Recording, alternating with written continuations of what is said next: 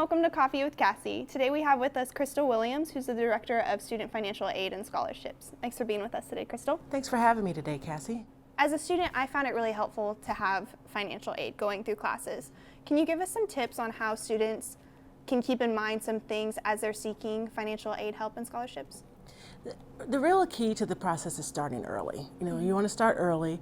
The big part of financial aid is filing the free application for federal student aid, or the FAFSA as they call it. And the earlier you can begin the process, the better. We tell students all the time there are so many deadlines and you may not see them, so start that FAFSA early. Another big key is to always check your STU mail. Many people have different emails, but checking that JCCC STU mail account is where we correspond and where you'll get updated information.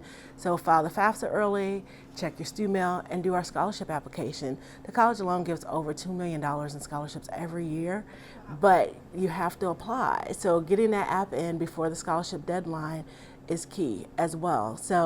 And some people don't like to file the FAFSA, and I always say file it once. It's free, and if you don't qualify for anything, you'll never have to do it again.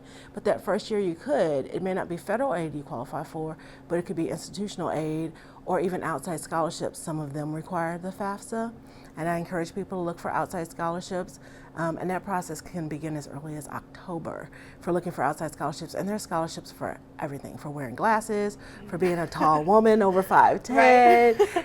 My mom was in a bowling guild and they gave me a scholarship. So it's kind of crazy how many scholarships are out there, but that is the key, is taking the time to begin early and start searching for scholarships, because you want to be successful in school, and the least of your worries should be, how am I going to finance this? And so if you plan properly and start your process early, then I think funding is there and available for students. Mm-hmm. Now, I know certain departments and majors have their own scholarships. What would be your advice for students seeking those out? Many of them, it starts with the general scholarship application. You want to fill that out because we ask of those interests on there, and that's kind of how we pull lists for those different departments, as well as contacting the department, because if some have a separate application than our general scholarship application, but really the general scholarship application is where the process begins. Okay, and where can you find that general scholarship application? It's online when they log into their MyJCCC account, and you click on My Financial Aid, and then the general scholarship application is in that tab. Perfect. So you made it easy for them. Yes. We try to simplify the process. Yeah. So yes. Another thing I like to tell students about filing for the FAFSA or the free application for student aid is to list as many schools as you would like on the application.